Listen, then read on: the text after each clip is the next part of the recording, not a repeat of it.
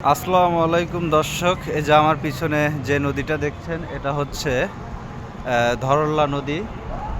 আর এই যে আমার উপরে যে সেতুটা দেখছেন এটা হলো ধরল্লা সেতু। আমি কিন্তু সেই উত্তরবঙ্গের প্রবেশদ্বার সিরাজগঞ্জ জেলা হতে এখানে এসেছি ঘোরার জন্য। তো এই যে আপনাদেরকে এই দৃশ্যটা দেখালাম এই উত্তরবঙ্গের শেষ প্রান্তে এসে কুড়িগ্রাম জেলায়। তো এই যে আপনারা দেখতে পাচ্ছেন মনোরম পরিবেশ।